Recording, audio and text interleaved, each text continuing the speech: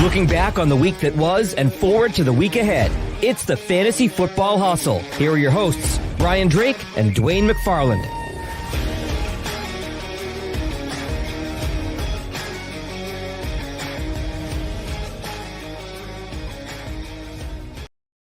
All across the fantasy universe, welcome to week 10 of the Fantasy Football Hustle, powered by Pro Football Focus. What's up, everybody? I'm your host, Brian Drake, joined as always by the analytical assassin, PFF.com senior fantasy analyst, Dwain McFarland. And if you're watching on YouTube, look at the schnazzy shirt that this guy has on, straight from our team store, which you can find at FF Hustle. It's our pinned tweet. He's got the Analytical Assassin t-shirt. Dwain McFarland, how are you, my friend?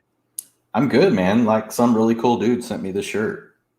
Yeah, shout out to our guys. Just came in today. Oh, it's awesome, man. And we thank when those my wife guys. saw it, she was like, that's perfect. Like, I legit love Tombstone. So when she saw this, she just cracked up.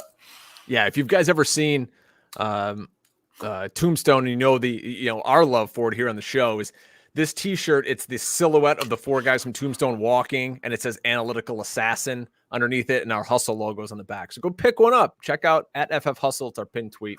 Go grab one. You can walk around looking like Dwayne. Surely Dwayne the Rock McFarland. Yeah, this guy's getting t-shirts. You're on 58 pods a week, and you get nicknames on all of them except the original one that you started 4 years ago. On tonight's show, guys, we're going to walk through Dwayne's utilization report that is live at pff.com. Touch on the major stories, and there's stories breaking as we go on the air, from Odell Beckham to the Eagles' new approach to Dalvin Cook's legal situation and all points in between. So sit back, relax, as we dive deep into week 10 of the NFL season. But before we do all that, we have to let you guys know to go over to Pro Football Focus, pff.com, use our promo code HUSTLE, save 25% off any sub for the rest of the season. You're going to get Dwayne's locked articles. You're going to get Ian Harditz's work, Nathan Yanke's work, Andrew Erickson, Ben Brown, everybody who's super smart over there writing articles at pff.com. You're going to get that, the college football stuff, the betting info. It's amazing. It's well worth the money. And we're going to save you 25%. So go use promo code HUSTLE to do that. Again, if you're a SiriusXM subscriber, I host Pro Football Focus Saturdays 3 to 5, Sundays 7 to 9 with Andrew Erickson. Hopefully you can come check us out there. And hey, Dwayne, rumor has it you and I are going to be doing something fun and different Thursday night, 6:30 p.m. Eastern, as you and I are going to jump on a Twitter Spaces chat with our PFF pals Nathan Yankee, Andrew Erickson, and Jared Evans. It's going to stream live from the PFF_fantasy Twitter account. We're going to be taking all your Week 10 questions and having some fun with the latest news around the league up until kickoff of the Thursday night game. That's pretty sweet. Yeah, it's something really cool that we want to try to start doing more of, with PFF, period, is just trying to take advantage of spaces and using that as a way just to better engage, because we don't, we do engage, we do a lot of pods, but we need more where we're truly interacting. I know we do that quite a bit here where we've got, the chat room and everything else where we can respond, but we just want to do more of that. And we think Twitter Spaces could just be a good way to help really, create that engagement that we want to have with all of the audience. All right, let's start with some of the news of the day, and then I'll kind of bounce around team to team, have a good conversation here. Everybody's talking Odell Beckham. He cleared waivers, which honestly surprised me, Dwayne, and he's free to sign with anyone. There's not really much actionable info for us here, but, the teams rumored are Seattle, Green Bay, New England, the Saints. Any kind of team, I know there's nothing really more to talk about, but where would you like to see him land? I just want him to land where he wants to be, because I just want to see, does he have anything left? Right. Mm-hmm. I mean, technically he's young enough that he should still, like, we've seen some of the utilization pop up, but we just haven't seen, over the last couple of years, but we haven't really seen the production follow. So, I'm more of the camp that Baker Mayfield is average to below average as a quarterback. And that's not to say that he can't function in an NFL offense and that Cleveland can't be fine with Mayfield as a quarterback. But I think, if he could land somewhere like with Rodgers, if that's really where he wants to be and they could make something work, or land somewhere else where you just have elevated quarterback play that can make more off script plays, those sorts of things, I would be excited just to see, because then I think we get the answer. Like, does Beckham have anything left or does he not? At this point, I know a lot of people just believe like it's over. So I'm just interested, to see. So, I mean, it's just one of those things. I think Rodgers would be, an ideal fit.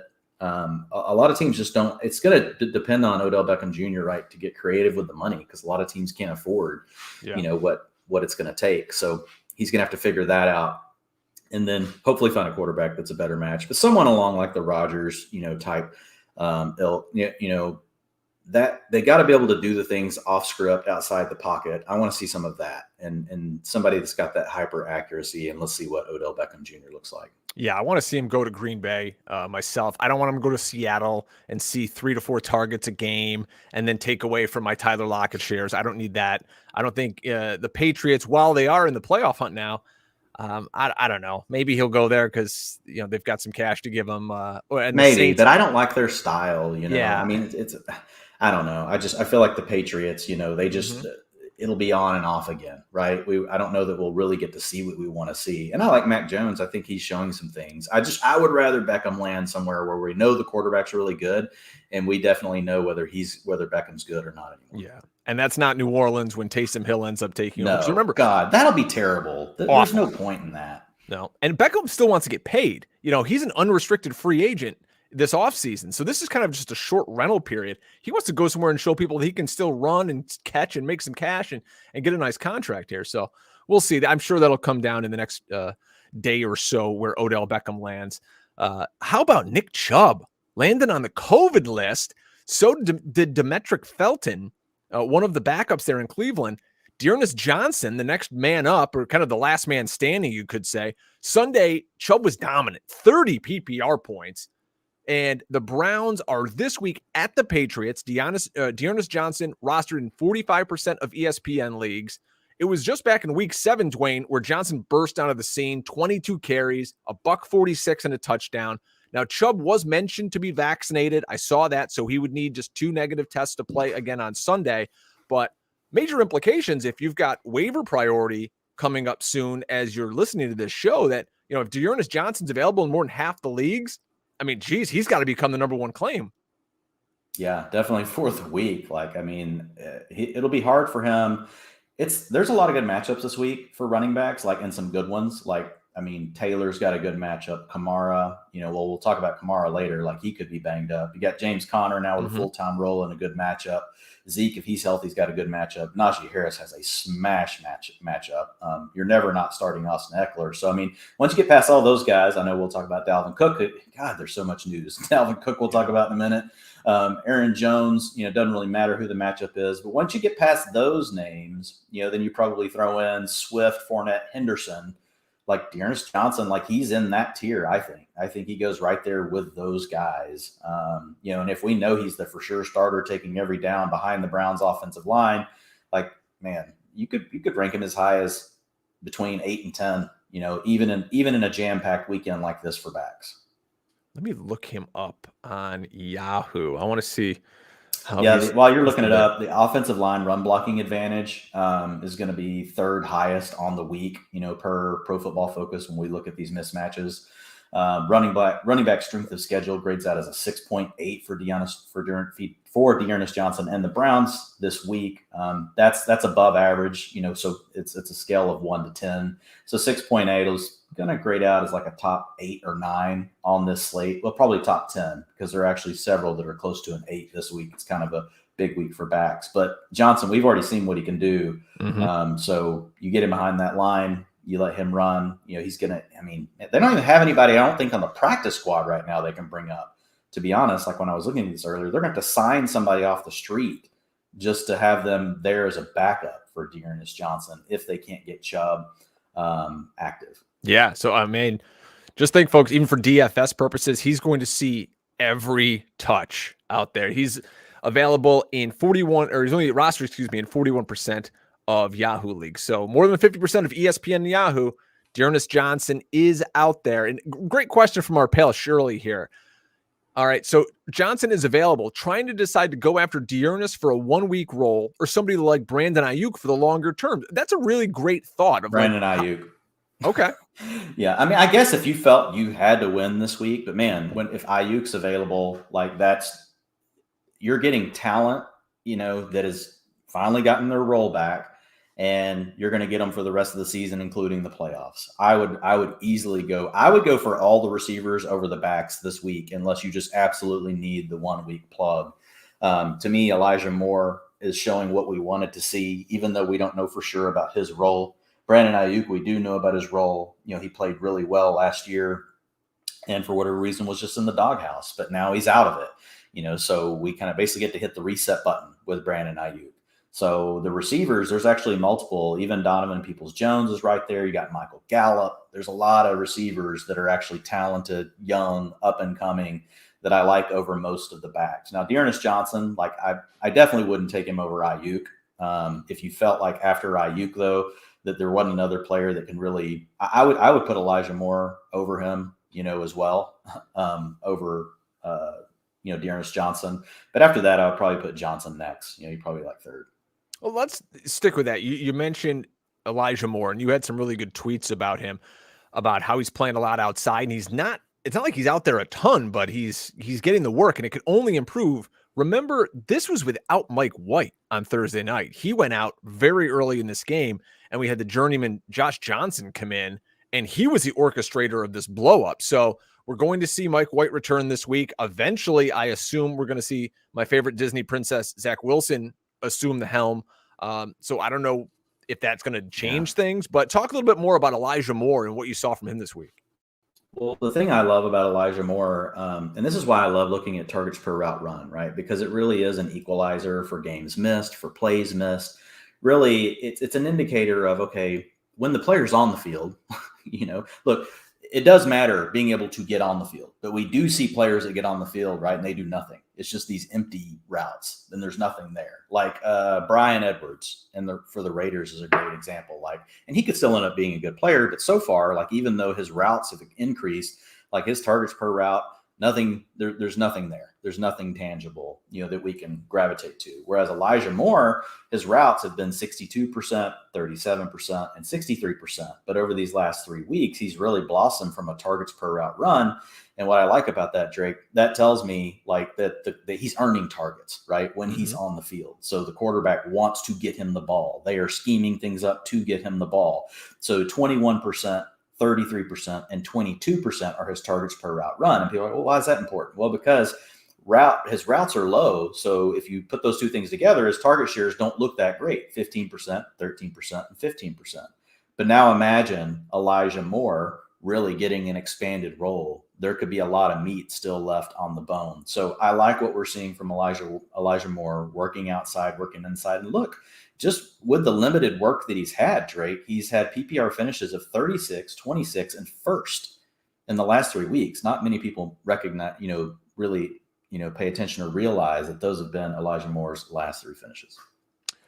Yeah, and remember, this was without Corey Davis the last few weeks. I wonder what happens when he returns. And he was rotating too, to be honest. Corey Davis wasn't out there for even 80% of the routes 2 out of the last 3 games he's played. So they've kind of gone to this rotation. Here's my guess of once Davis is back, as Denzel Mims goes away, because he's really been the guy that's got the biggest increase in snaps with Corey Davis being out. And then what you need for Elijah Moore to do is just basically bump Keelan Cole. You just need him to kind of hurdle Keelan Cole, make it less of a rotation between those 2 players, because what I think is going to happen is there's going to be a rotation. Corey Davis first, then it'll be Elijah Moore, and then it's going to be Keelan Cole, all rotating with those outside spots. Maybe Denzel Mims just a tad, but my guess is he's not going to play much at all. And then Jamison Crowder works inside, right? So he's out there when they're in 11 personnel. So what you need is for Elijah Moore to really kind of leap Keelan Cole in that rotation. So it's really mostly him and Corey Davis that are on the field together, playing outside together. Now, they did suffer another tight end injury, so Tyler Kroft went on to the IR. So we could see more 11 personnel from the Jets as well, and we have seen more of that over the last couple of weeks. And that also helps create more paths for Elijah Moore to get on the field. Look, Elijah Moore, he's a boom bust wide receiver 4 right now. But what I like about him is his rest of the season ceiling is really high. We had all the positive buzz around him in camp. We loved him as a rookie, loved him in college. Everything was there, got the quad injury, kind of got knocked off schedule. The Jets were terrible to start the year, pretty much all the way around.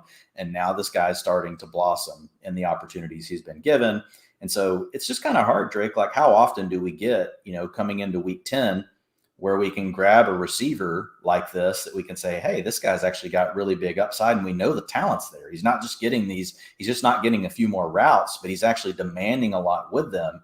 It's very similar to what we saw with Kadarius Toney. And it could end up like Kadarius Toney, where in a couple of weeks we're like, well, we can't really use Elijah Moore. But you have to pounce on these opportunities when they're available, especially this late in your fantasy season. And there's no reason to wait around anymore, really, right? I mean, we're heading into week 10. Most people have 3 weeks left in their regular season. Some leagues may run another 4 weeks, and then you're in your playoffs. So it's just time. It's now or never, and we're not going to continue to see talent like this on the wire. This is going to be the last big week for receivers like this. Like, this is a good week for receivers. You got Elijah Moore, you got Brandon Ayuk, you got Michael Gallup out there quite a bit. You got Donovan Peoples-Jones, and I'm missing somebody, Drake. There's another receiver that I'm missing on that list, but receivers where it's at this week. Some interesting comments here. A couple of folks asking if you would drop Toney for Ayuk. We could throw Elijah Moore into that mix too. If you had Toney, he didn't get a lot of targets. They got 1 million guys here in New York. They're only going to get healthier, we think. Are you dropping Toney for an Ayuk or a Moore? I would put Ayuk over Moore, and then I would put Toney slightly ahead of Moore. But they're close. That would be my order. It would be Ayuk, then Toney, then Moore. And it could go either way on you. Here's the thing with Toney. So this last week, it was really a rotation with him and Golladay and Slayton. Now you're going to get the bye week, right? So you've got a week without him. Then he's going to come back, and you're probably going to get, they're going to get more healthy, right? Did they put Sterling Shepard on IR? I don't know if they did or not. He had a quad injury. I knew he had the quad and he didn't play last week, but I didn't know if they put him on the short-term IR. I'm looking it up right now, but somebody will probably tell us in the chat room. My brain's fried after doing like 5 podcasts. I don't see it right off the top. But anyway, as the Giants get more healthy, I don't know exactly what that's going to mean for Toney. Like, how much is his playing time going to go down? Or is it going to stay the same and he's going to be fine and it just won't be Darius Slayton on the field? Because really, Darius Slayton and Kadarius Toney, they do 2 different things. Slayton's a field stretcher. Toney's better working underneath and in the intermediate area, creating space. He can work deep, but right, he's really a player you want to get the ball in his hands, in space or underneath. He does a good job on routes on the inside. He can get open. But you want to let him do a lot of his damage after the catch. Whereas where Kenny Golladay is really more intermediate and field stretcher. And then you have, Shepard, which is really out of the slot, working everything underneath. Now, Toney can really play that role well. And so I was kind of surprised to see him have such a dud this last week, getting to play so much from the slot. But to answer the question, I do think I would look at Ayuk over Toney right now. And the reason why is we've got routes at 97% and 94% over the last 2 weeks, targets per route run 26% and 19%, targets themselves at 27%, 22%. He's working more of the intermediate and deep stuff where you got Debo working short and intermediate. So they have 2 different roles. You have air yards led the last 2 weeks by Ayuk. Ayuk's breakout was really week 8. I mean, we covered it from a utilization perspective, but he only finished 54 in a PPR format. Last week, though, basically the same utilization, right? But he just made more of his opportunities, and he finished as the wide receiver 5. So, yeah, I would take Ayuk over Toney. Toney would be second. Elijah Moore would be third. Yeah, Shepard is not on IR, by the way. I just looked that up. Okay, yeah, that's what I thought. I couldn't remember. Interesting question here. I like this. It's funny, you talk about this stuff so much sometimes, like it gets so ingrained that like my weeks and stuff start running together, and I have to stop and pause. I'm like, okay, like, is he on IR? Is he not? And like, so especially on like Mondays and Tuesdays are insane. There's so much news. It's not just the news. It's like, my process, like, not that anybody cares, but you get up, you write the utilization report all day Monday, you write it half a day on Tuesday, you get everything posted, then you're going to go read all the news. Then we do the matchups show, do the waiver wire show. We do this show. I did a show today with Bloom, on the couch, which was awesome. So it's just like things just, I don't know. Some of these days I do feel like, man, like my brain is completely fried. So I appreciate the patience. Let me follow up with this. Jeremy Bradshaw in our YouTube chat. We appreciate anybody who hangs with us Tuesday nights, 10 Eastern in the YouTube chat. Thoughts on Ayuk's long-term outlook if Trey Lance takes over at some point? So there's a lot of prongs to this. Yeah. Now, should we be picking up Trey I'll Lance? be honest, I don't like like it. I don't like it for the 49ers passing game. From what I've seen so far, right? He could improve. Man, my gut says we're not seeing Trey Lance. Like those things that we've seen recently, where it's almost like Shanahan's just trying to totally distance himself from Trey Lance, for the lack of a better way of really framing that. But and I don't think Jimmy Garoppolo's great either. So I don't know. It may not even be that big of a drop off. But you and I have talked about this, Drake. I've actually watched every throw Trey Lance has made, and color me majorly unimpressed. Like as far as his accuracy, as far as his, ability to read the field. Now he may be okay as a fantasy asset, and he's still young. Like he could end up being good right now. It looks really raw though. Mm-hmm. Like he may end up being fine for fantasy, but I think he is something that drags down the rest of the offense. And oh, by the way, Elijah Moore was not very good with Trey Lance either, because he had to split all those carries. Not Elijah Moore, Elijah Mitchell. Talking about the two Elijahs now, Drake. Mm-hmm. So I don't like it at all, really. I would much rather it just be for the purposes of Mitchell, for the purposes of, Ayuk, Deebo Samuel, George Kittle. I do like it with Garoppolo better. So that's a great question, because I do think that's a downgrade to all of those players if we do see more Trey Lance. All right, this news is real fresh. So depending on when you're listening to this show, we record it Tuesday nights, 10 o'clock Eastern.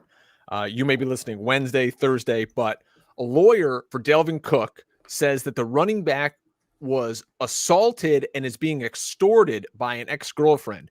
Now, it's fairly obvious. Like Schefter and a lot of these guys, they do the bag work for NFL agents because that's how they get their news. So they're doing the gymnastics right now. They're getting the info out early about Dalvin Cook.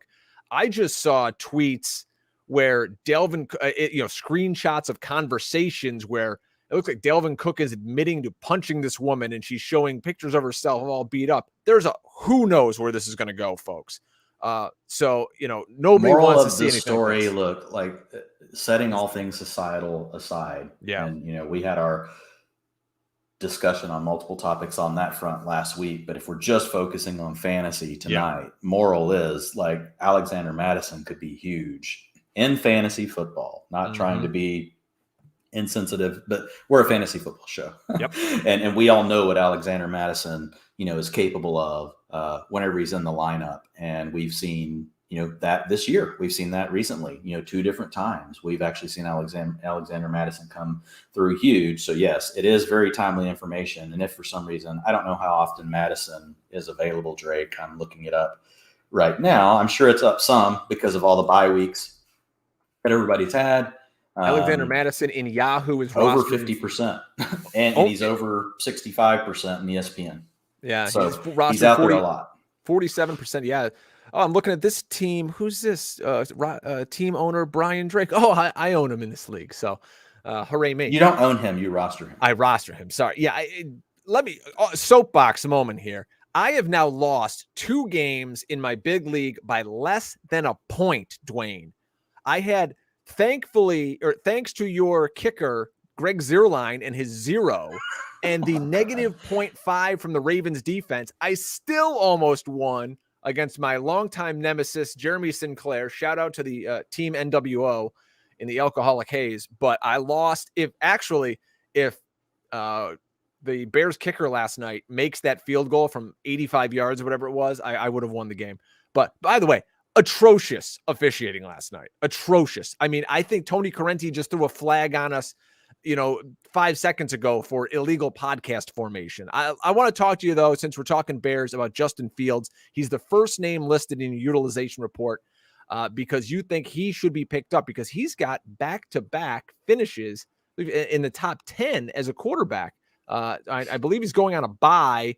Allen Robinson. He does have a bye week this week. Allen Robinson, they tried getting the ball, we'll say. But yeah. They tried, and they finally did hit him on a deep one, and he gets hurt on the play. Yeah. It's groin watch 2020 between Claypool and Allen Robinson from last night's game. So just watch the groins, folks, coming out of Monday night.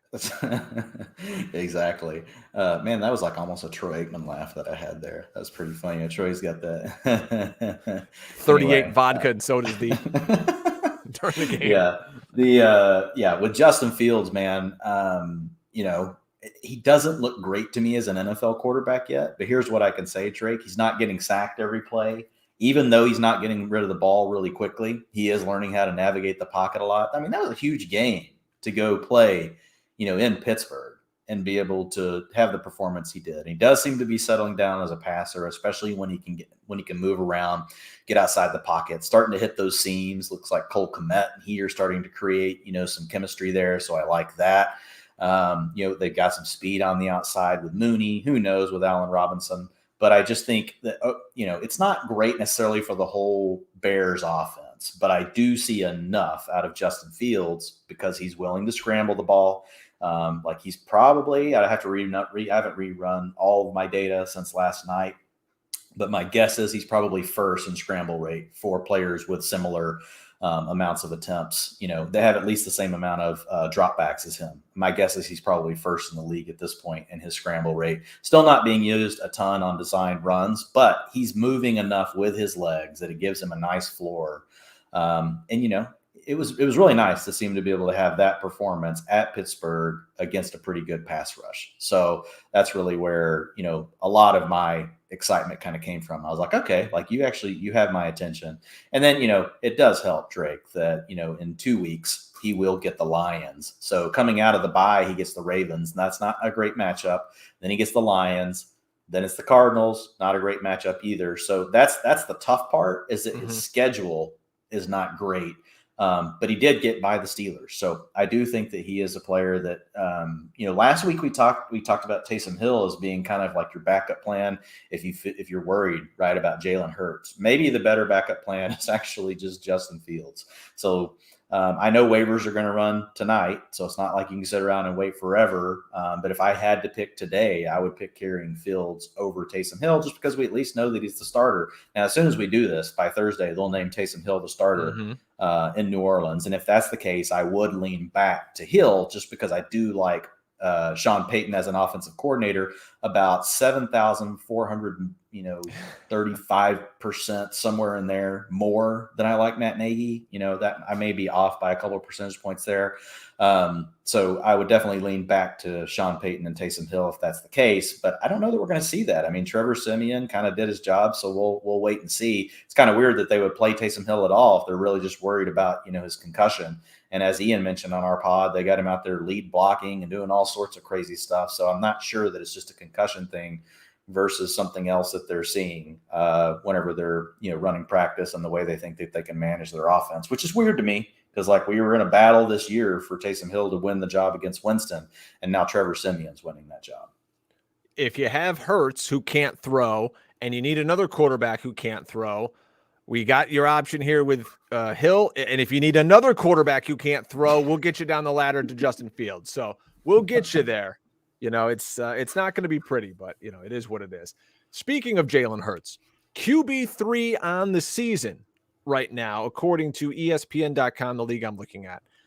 Folks, we all know I am the diehard Eagles fan on the show. I watch every snap. I've been saying for weeks, and now other mainstream guys in the industry are coming around to it. There has been a philosophical shift in the Eagles offense. They want the ball out of Jalen Hurts' hands. They don't want him throwing the ball 40 times like he was earlier in the season. They lost on Sunday, Dwayne. They ran the ball 39 times. That doesn't happen. That's like when you're up by 20, you run the ball 39 times. And it's Jordan Howard. It's Boston Scott. Forget about Kenny Gainwell. He got a garbage touchdown. The guy had like 2 carries on the game. I'm nervous. This is another week where you see like 14 attempts from Jalen Hurts. I mean, yeah, he runs, but now he's more comfortable giving that handoff off to the running back on the RPO at the goal line, where earlier in the season he was taking all of them, and that's where all his. Here's the thing, though. People are spoiled, right? People are spoiled. When we talked about Jalen Hurts to begin this season, what did we say? Hey, he's going to be a top 8 quarterback, maybe top 10. And we didn't expect him to get to throw the ball as much as he had. And we had mentioned, look, if for some reason the guy comes out and even improves a little bit in his accuracy, which actually he has, like last year, his completion percentage was like 52%, Drake, or 56%. Now, it's barely 60 now. It's still terrible. So, yeah, well, 4% is a big increase. So, I mean, whenever you put it up against all of, what he's done, and I remember us stepping in dog shit versus falling in dog shit. Well, I get it, but, it matters for fantasy. You're worried about real football right now. Like when we talk about fantasy, No, those I'm percentage worried. I points. said sell Jalen Hurts earlier this week on Monday. I put out a tweet, especially in Dynasty. I would be selling Jalen Hurts right now in a Dynasty league. Yeah, but I think most people have already sold. Well, I mean, maybe not. I don't know. Because he's not going to be the quarterback there next year. He's a backup quarterback. In Dynasty, sell him. If it's not Dynasty, it's still kind of tough to sell him because here's the thing. Like, and I agree with you. They have had a shift. Now, I'm still kind of on the fence about it because they also haven't been in a game where they're getting their ass kicked. Now, they were losing this game, but they were close. Like, it wasn't some of the games. We've seen the Eagles this year. They've trailed on 57% of their snaps. The game on Sunday was not one of the normal games where they trailed. They did trail over 50% of the snaps, but they weren't getting blown out in the game like they have early on. So there is a difference. I do agree. We are seeing a shift. Over the last 3 weeks, their situational splits, rushing versus the rest of the NFL. Whenever they're within 3 points, they're plus 5% versus the NFL average rushing. Leading by 4 or more, they're plus 16%. So they have made a shift, but I do still think it's game script dependent. And the other thing is, whenever we projected Jalen Hurts to be a top 10 quarterback, it was basically based on him being this quarterback. The Eagles wanting to run the ball more, not really wanting him to throw the ball that much, just letting him basically get to a quarterback 10, get to a quarterback 9 every week, basically on his legs alone, without him doing a lot through the air. Through the air was all just really going to be cherry on the top. And that's what happened through the first several games. We actually got the cherry on the top, like right out of the gate, because, they were getting blown out and because apparently Nick Sirianni, doesn't really know what the hell he wants to do with the offense. We'll see if he gets things turned around. He's still early on. So really, to me, Hurts is now what we thought he was going to be. He just isn't what we got early on. So it feels like this big step down and like everything's cratering. But I think we all just got spoiled because every single week the guy was in the top 3 or top 5, top 6 in fantasy points. And now we're looking at him like, oh, he's quarterback 12 this week. So yes, it is a downgrade. But I don't want to overreact because, again, I don't think the Eagles have fully been in the same kind of game script that we saw early in the season. Overall, yes, in every situation they are running the ball more. And so when you look at passing over expected, yes, those numbers are lower and they account for those things. So it's undeniable that they do want to run the ball more. But I'm not bought in that it's going to be this heavy. I just am not. You still have games coming up. You have 2 with the football team. You've got the Giants a couple of times. You've got the Cowboys coming up again, Denver this week. So we'll see. I want to get your thoughts quickly on Devonta Smith. He finished as wide receiver 2 on the week, catching only 5 balls for 116 and a score. With this kind of, it's got to be hyper efficient because if Hurts is only throwing the ball 17 times a game, he's really only throwing to, and it was even said in the chat here by Eric, he's only throwing to Goddard and he's throwing to Smith. That's it. So do you kind of think, hey, maybe I should sell high on Smith right now? Or do you think if you can, you probably can't. It's kind of hard to sell on a 1 week high. If you can, I would not in Dynasty, obviously, in season long. If you can, that's fine. Go ahead. But at the same time, they are throwing less, but to Eric's point, they've condensed it all the way down to just Smith and Goddard. They both had 38% of the targets last week. The week before that, Goddard had 40%. And so there's part of me that thinks that this thing's going to level out somewhere. We're not going to see the extreme running of the Eagles right now. We're not going to see the extreme passing we saw of the Eagles early in the season. It's going to land somewhere in between. And if this target share stays consolidated on Devonta Smith and Dallas Goedert, then we're going to see them they're going to both be valuable fantasy assets down the stretch. And because I think the truth probably lies somewhere in the middle for the Eagles. Because look, coaches want to do certain things all the time. And then the freaking game happens, right? And you get slapped in the face and it's like, okay, it's like, are you going to skin that smoke wagon, Drake? Or are you just going to stand there and bleed? And they got to figure it out in the moment. And you know how it goes. The game plans sometimes they're thrown out by the end of the first quarter. So I think the truth lies somewhere in the middle for the Eagles. I'm not going to try to be too extreme one way or another. So I want to hold on to Devonta Smith. The beauty of Devonta Smith, man, is his utilization profile has been a low-end wide receiver 2 all year. We've just been waiting for it to actually click and work. We're talking about a guy that's got 24% of the targets as a rookie. He's out there for 93% of the routes. Targets per route runs at 20%. 29% of the third and fourth down targets. That's first on the team. So whenever they really need to get a first down, third of the time they're looking at Devonta Smith. 30% of his targets come on play action, which they're doing more of over the last couple of weeks. And remember, play action targets are worth 15% more than a non-play action target to a receiver, right? On average, there's multiple ways that we can measure that, but that's basically your ballpark when you look at it across, yards per catch. You look at it on touchdowns per reception, all those sort of things. So it's a situation where I could actually be okay with this offense being somewhere in the middle, Drake, and not being as pass heavy, because really, honestly, the Eagles were just completely predictable early in the season. And guess what? Teams won't let them stay predictable running the ball either. They're going to take that away when they need to. And hopefully, though, the Eagles can find some balance and use element of surprise, get some efficiency going, because I really do love Devonta Smith. And man, Dallas Goedert, utilization is insane. For him to only have 6 targets last week in a normal offense, man, over these last 2 weeks, Dallas Goedert would have 20 targets, right?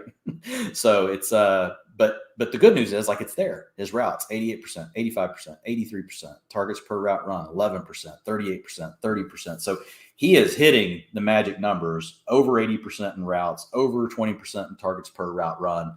The targets are coming. We just need the offense to level out.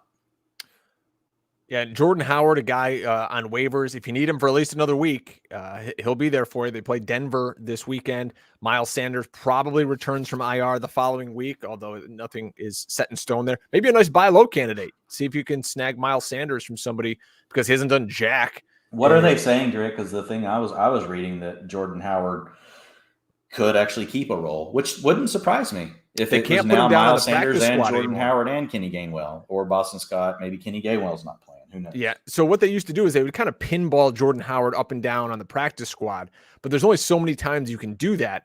And now, as teams out there have seen what's happening, imagine a team like Cleveland would claim him in 2 seconds to come over and play this weekend for him with their situation. So Jordan Howard's going to be there. He's going to be in the mix. So do you think that hurts Miles Sanders' value for the rest of the year? Because basically I'm just out on the Eagles running game, despite them trying to run, just because at the end of the day, it's still a 3-way committee and a running back and a quarterback that plays running back. For sure. So I just don't really want to depend on it. I'm with you. I think you could use it in a pinch this weekend if you had to, for a bye week or an injury, something like that. But overall, I don't want to play the Eagles running back game for the rest of the season. I would really prefer not to have them in any lineup of any sort. It's funny. Everybody talks about this deep cover 2 defense, leave 2 safeties high and let everything happen underneath. And it's causing havoc for the Buffalo Bills and the Kansas City Chiefs, because their quarterbacks want to play home run derby. Allen and Mahomes don't want to check it down, and their teams either can't or don't want to, or both, run the football. That's the defense the Philadelphia Eagles have been playing all season long, and they've been getting eaten alive. 5 quarterbacks have thrown for 80% completion percentage against the Eagles this season. That's insane. 80% completion percentage. So everyone says, what's wrong with the Bills? What's wrong with the Chiefs? Even if you look at the Chiefs, Tyreek Hill is still wide receiver 2. Travis Kelce is still tight end number 1. Patrick Mahomes is, in fantasy, he's quarterback 6. So at some point, Dwain, they just need to learn to take what's given and adjust that way. Throw the ball underneath, run the football a little bit. That's what the defense is giving you when they're playing this too high shell look. So I know I heard you and Sig talking earlier about Stephon Diggs, and he's a first-round guy he's nowheresville right now in terms of wide receiver rankings. I'm trying to find him on the list. Not compared to what you drafted him for. Yeah, no. He's in the low 20s right now, and you drafted him probably as the 3rd receiver, sometimes 2nd receiver off the board.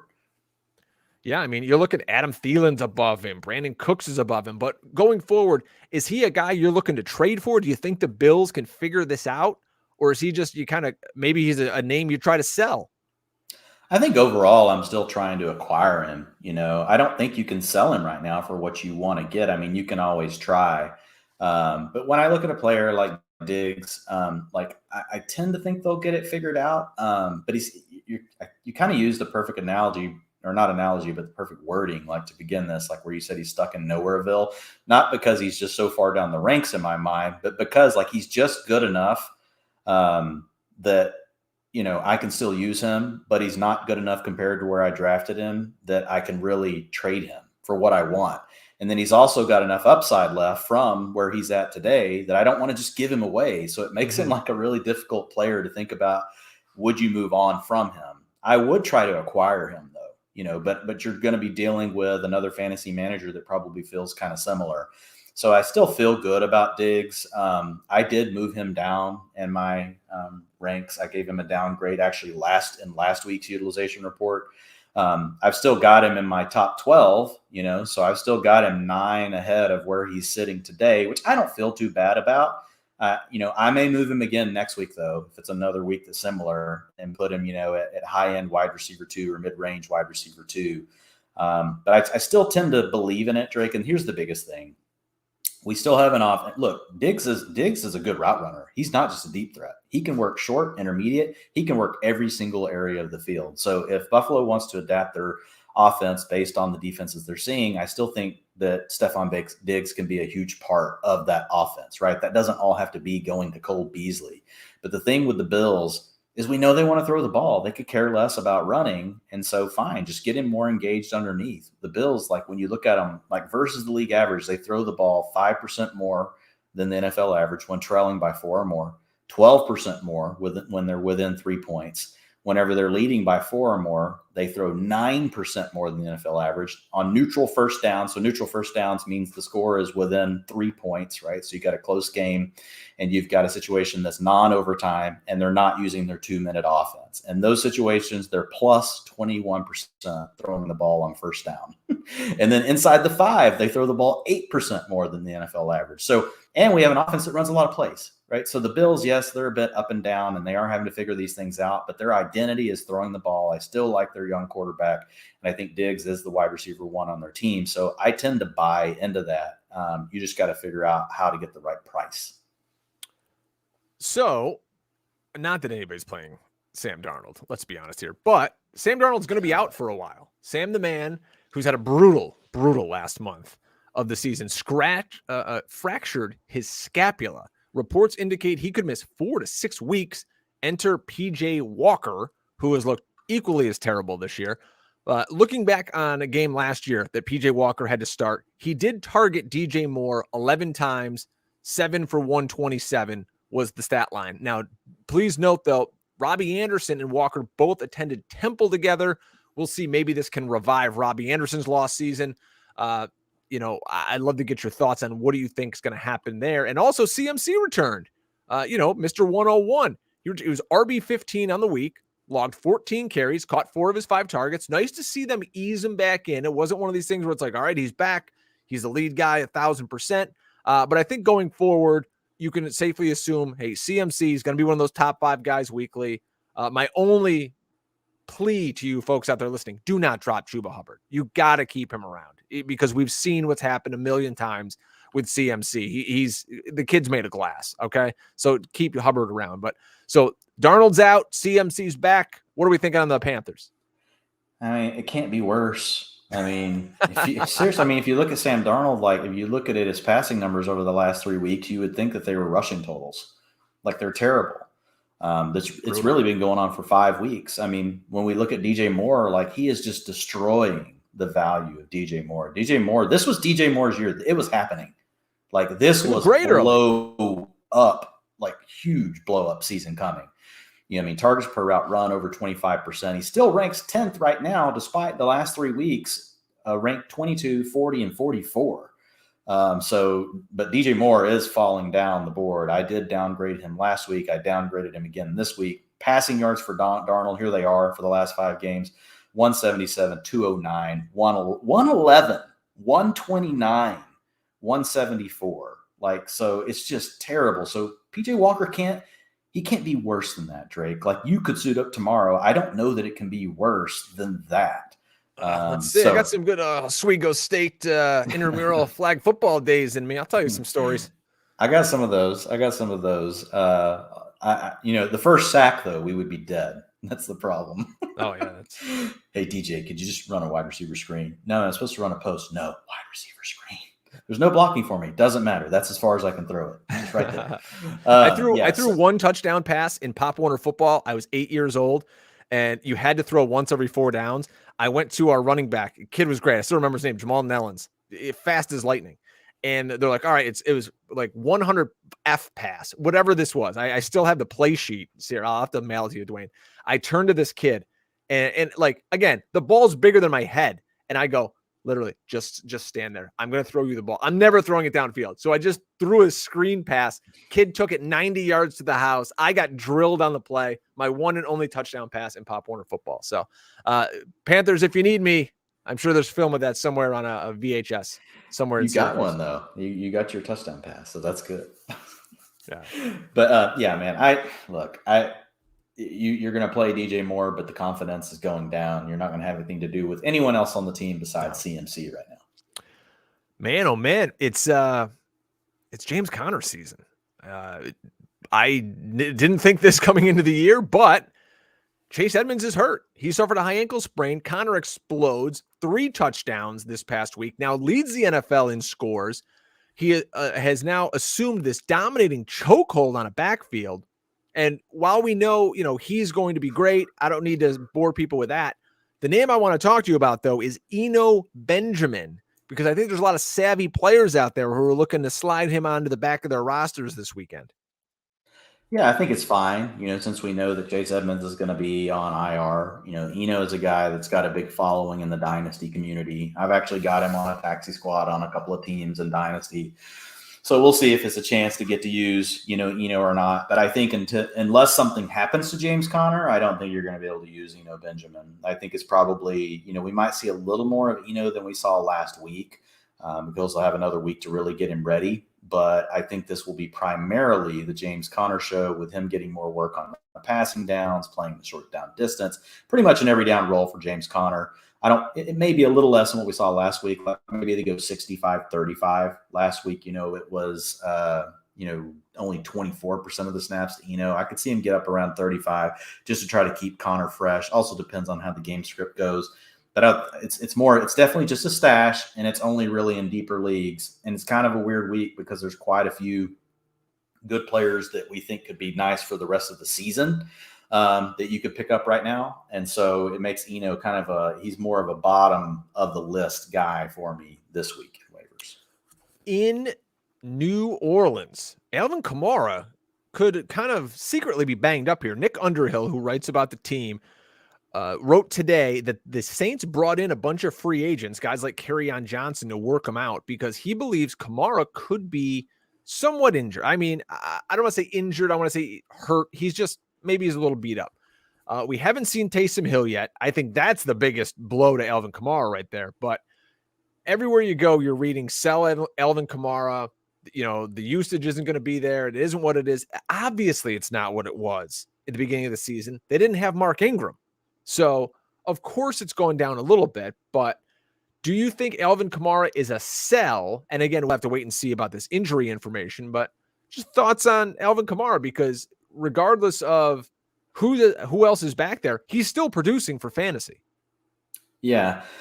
I do think that Ingram is a problem for Alvin Kamara, but I don't think it's as big as some other people. Like the routes are still there. He just didn't have the targets last week. And I'm actually fine, Drake, with give the guy a little breather. Mm-hmm. I don't necessarily want him seeing 75-80% of the rushing attempts. Yeah, it does hurt a little bit, but if you've noticed, he has not been near as fresh. So I'm actually okay with this, and I think it all probably levels out in the end. You may lose a few fantasy points, but I think you also pick some things up like, health. You also pick up, how fresh he is. So I still like him. It's TBD. Let's see what happens with these reports, like, how hurt he is, or if it's something where he could potentially miss time. But here's the fact of the matter. Ingram really got a boost. Think about it, going from the Texans back to an offense he knows. And remember, we've seen Mark Ingram be used in the screen game in the past. Remember those years when it was forever the narrative was Mark Ingram couldn't catch the ball until he could, right? And all of a sudden he started catching all these balls. That's the biggest thing I've seen with Ingram that encourages me with the Saints is actually his targets per route run are really good. And so they're getting him involved in the passing game. And think about it. They don't really have any receivers that they want to get the ball to. Callaway's been, pretty much a disaster. Traquan Smith hasn't done much. Adam Troutman's dropping balls wide open across the middle of the field. The best two. I know exactly the player you're talking about.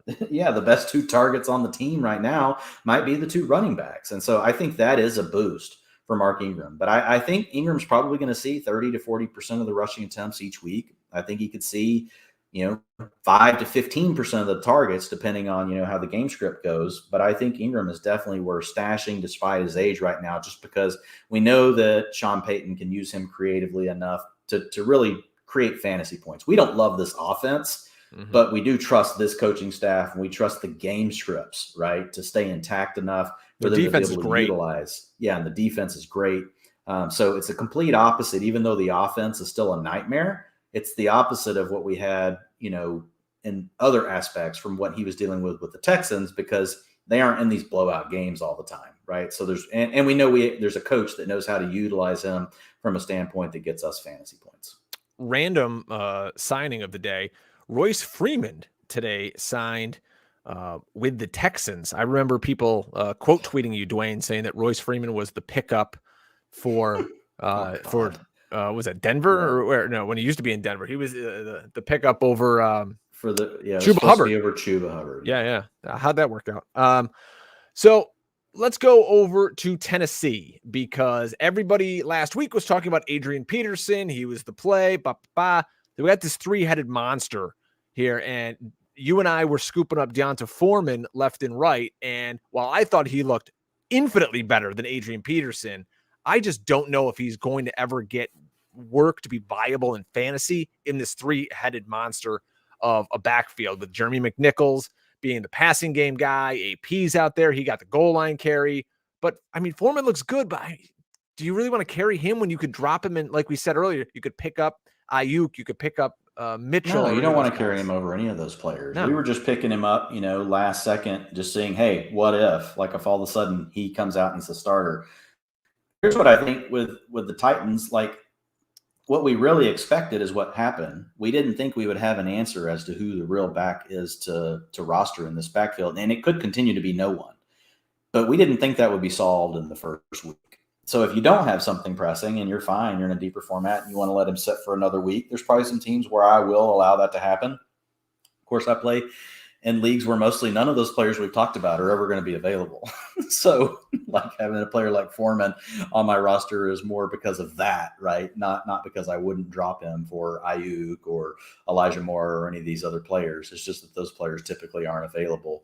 But I think let's find out a little bit more. I do agree. I went back and watched it.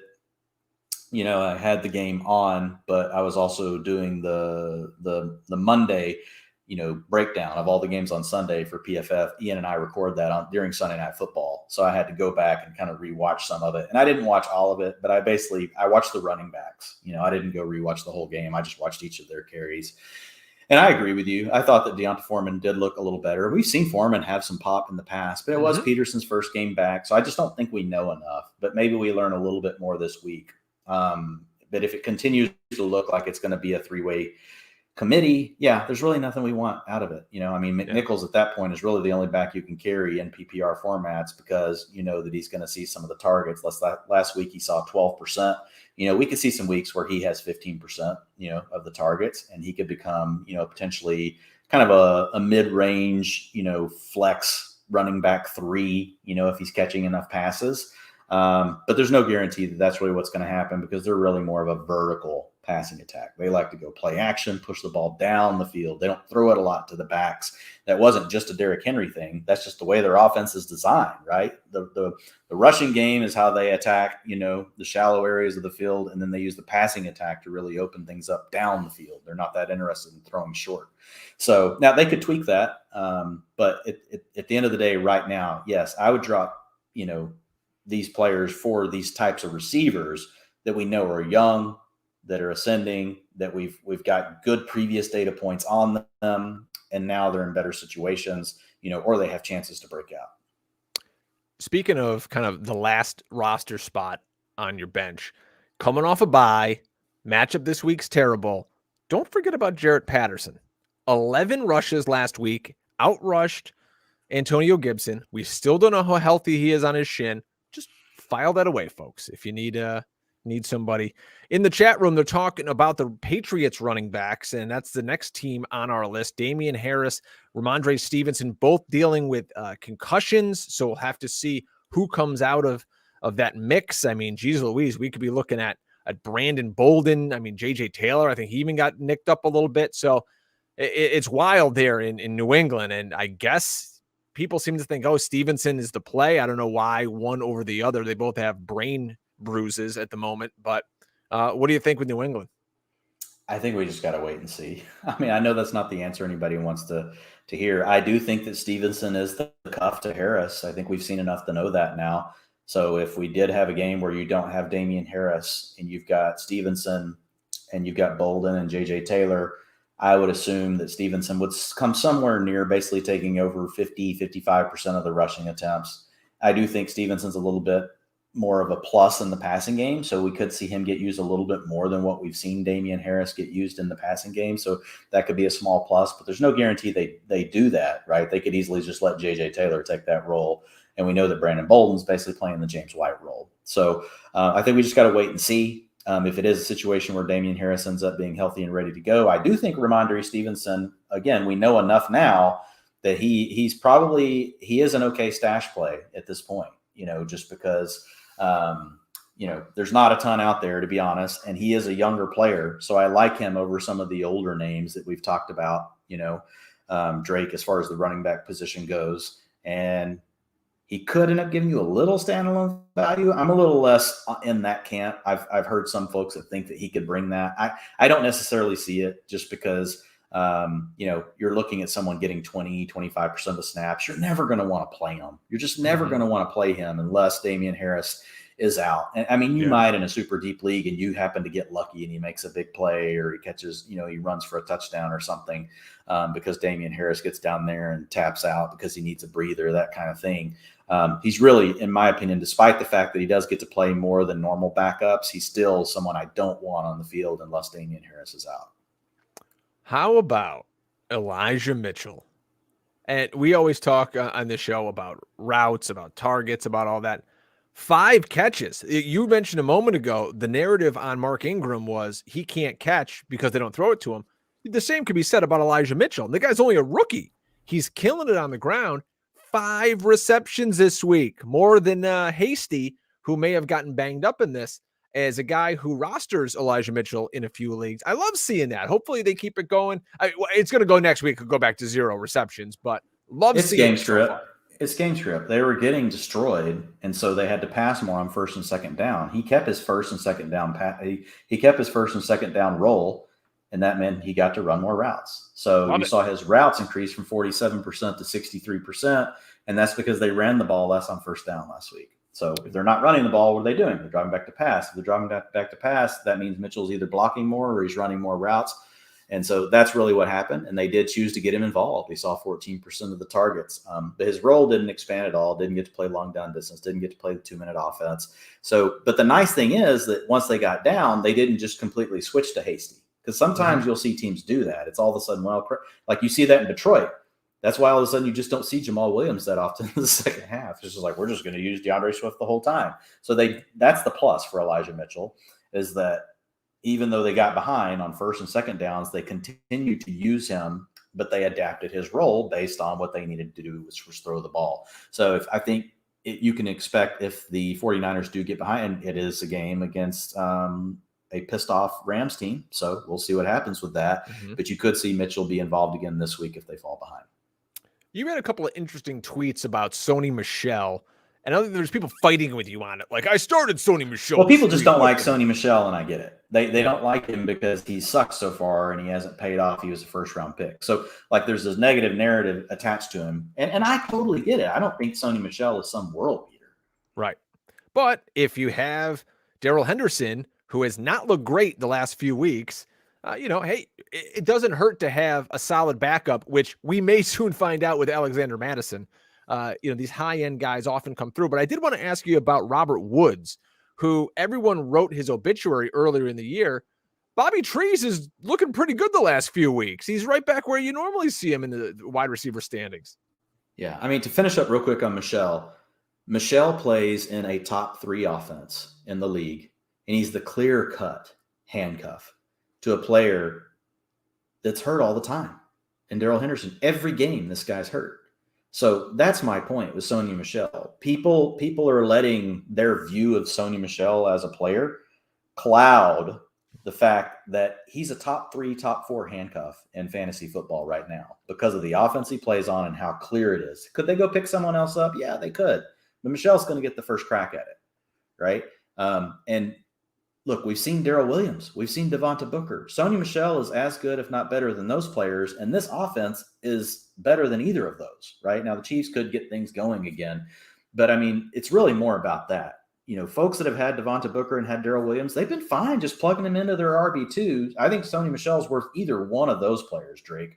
If for some reason Darrell Henderson's hurt, I think Sony Michel will give you some RB1 weeks. So we know it's mostly about volume. So that's really where I was going with Sony Michel. Now, the one other thing is we did see him. I know, yes, Darrell Henderson got hurt last week at the end of the second quarter. And so he left for some plays.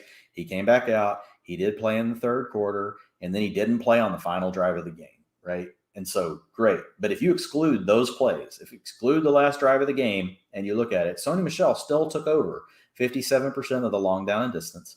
He took over 100% of the 2-minute offense. He had 100% of the attempts inside the 5. I excluded that in my tweet. Why? Because that happened in the last drive when I know they were clearly resting Darrell Henderson. But the 2-minute offense work and the long down and distance work, that came, throughout the game. And that's while Darrell Henderson was still playing. Could it still be tied to his injury? Possibly. But I just thought it was notable that we saw a bit of a role expansion for Sony Michel as well. And look, we're the Darrell Henderson. I doubt anyone has talked about Darrell Henderson as much as this show as early as we were talking about it, right? I think we were probably first to the party on Darrell Henderson once, we started looking at utilization data, and I was tweeting about it very early in the season. So I like Darrell Henderson. So anyway, Sony Michel, moving on. Yes, Robert Woods, it's just one of those things where it just kind of surprises you. You just look down. Now, he's played a week more than everybody else. Not everybody else, but a lot of other teams. So that does help him. But still, he's wide receiver 12. Yes, he's wide receiver 12, but he's finished the bigger thing is he's finished in the top 12 the last 2 weeks. And he's also inside. Now he's a top 12 on the season, even though he has gotten to play one more game than some of the other receivers. But the biggest point just being this is a receiver 4 weeks ago, right? He was down in the 40s. So unlike Allen Robinson, Woods has made his climb, And look, yeah, he's still getting out targeted by Cooper Kupp by a lot more than what I would even expect. And so I'm just kind of okay, that is what it is now. But the bottom line is if you're a 20 to 22, 23% target player in the Rams offense, as explosive as it is, that's still worth quite a bit. And I think that's what we're now seeing with Woods. Folks, come hang out with us on Thursday night, 6:30 p.m. Eastern. It's a Twitter Spaces event. Myself, Dwain McFarland, Nathan Yankee, my SiriusXM co-host Andrew Erickson, and I forgot in my tweet, I will not forget Jared Evans this time, Dwayne. And Jared Evans, we're going to be talking about week 10. We're going to be leading you up into Thursday Night Football. Follow it at PFF_fantasy. I am at Drake Fantasy. Dwayne is, of course, at Dwain McFarland. What are you at, 85,000 Twitter followers now? You and Schefter going neck and neck? No. I love it. Now, check out that badass shirt, man. Thanks to our friends at Viridian Global for hooking Dwayne up with that. So with that, Dwayne, I think that's going to put a bow on the hustle for week 10, man. Good luck this week. He's still alive and kicking in a lot of these high stakes leagues. Yeah. Now last week was nuts. I don't know if I've ever seen anything like it. And it was the wide receiver landscape. These were all players that were not on anyone's rosters. Well, it made me feel better as I got onto Twitter on Monday morning or Tuesday morning, and I saw a lot of people that I respect in the industry and high stakes, buddies of mine. And I saw their tweets too. Good God, what the hell just happened? Everybody's looking at their scores. They were so all over the place. I don't think I remember such a tumultuous, crazy week that made me feel like I knew nothing. But the good news is it's over and we're moving forward. And yeah, I have several teams that I'm super excited about. I eventually I'll have to start unveiling some of them. We'll talk about some of them. Yeah. I mean, we've got the show that you and I've got some that are loaded. I have some that I'm feeling really good about. I don't like to talk about it too early though, right? Because then all I care about is the team that I split the entry with you. I was looking at that team. Our record is weird, but if it ended today, I think we're in the playoffs. We're in the playoffs. That is a good that team has a really good roster. That team has 6 good receivers, right? And we start 4 every single week. So yeah, and that one's got Eckler on it. That's a really good roster. Yeah, let's see if it has Madison on it. It might get even better. So thanks, folks. I think it does have Madison, to be honest. Oh, I'm going to go start counting some checks. Thanks, everybody. We appreciate it. We will see you at the Twitter Spaces event Thursday, 6:30 at PFF_fantasy. Until then, remember to never get out hustled. We'll see you, folks. Thank you. See you guys. Thanks.